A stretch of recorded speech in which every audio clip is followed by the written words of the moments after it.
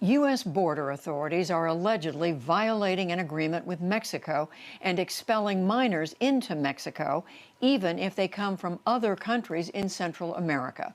The children cross the southern border into the U.S. illegally.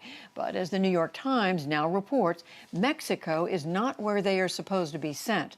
Amna Nawaz has the details and the questions it raises about child welfare.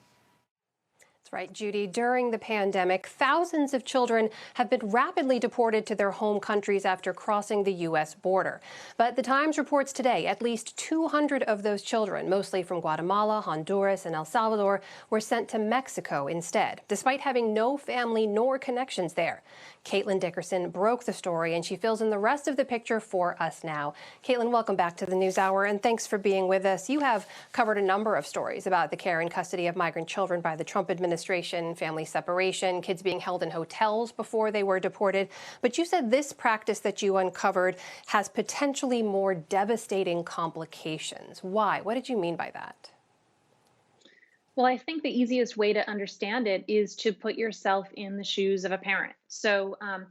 There are a lot of different circumstances that are leading kids to cross the American border alone. But at least one of them, which is quite common, is, parents end up staying back in home country and a child makes the journey to the United States on their own because they don't feel safe. Again, for a number of different reasons, they cross the American border alone, and the parent has an expectation of where their child is going to end up. And almost in every case, when we know that a child crosses the border alone, they have somebody in the United States who's waiting for them. But now what we're talking about is, again, this unprecedented policy that under which the administration started expelling kids back to their home countries, often without notifying parents. That was surprising enough.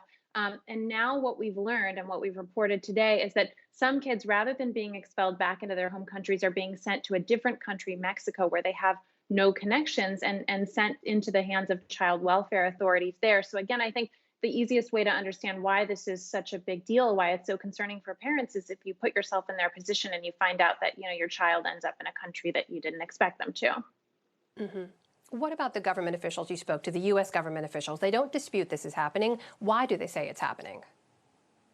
There's a lot of confusion, to be honest with you, when we talked to the U.S. government officials about what we discovered. So I first learned this was happening, first confirmed this was happening with an internal email I got access to. It was written by an assistant chief of the Border Patrol, and he seems to be sounding the alarm in the email. He says, there are several suspected instances of this happening.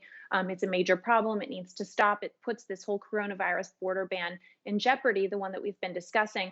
And so we brought that email and the reports of individual cases that we've heard. I've talked to a couple of parents who've been in this situation.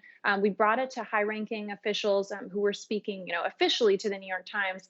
And they originally said, yes, this is happening. But then they sort of said, well, but it violates the American agreement with Mexico, which is true. The Mexican government did not agree to accept unaccompanied minors. They still haven't given us an explanation for whether these expulsions to Mexico were an accident, whether they're being done systematically from one port of entry and not another. There's still a lot of big questions about why this is happening.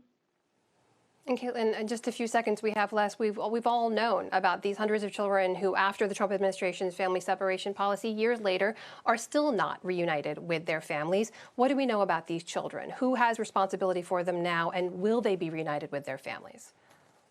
So these children, as far as we know, went into the hands, like I said, of Mexican child welfare authorities. They have processes just like the American government does to reunite parents and children. But as we've learned time and time again in the last couple of years, these processes take a long time. And so it could be a while before parents and children are brought back together. That is Caitlin Dickerson with an exclusive and important story tonight from the New York Times. Caitlin, thank you so much for being with us. Thanks for having me.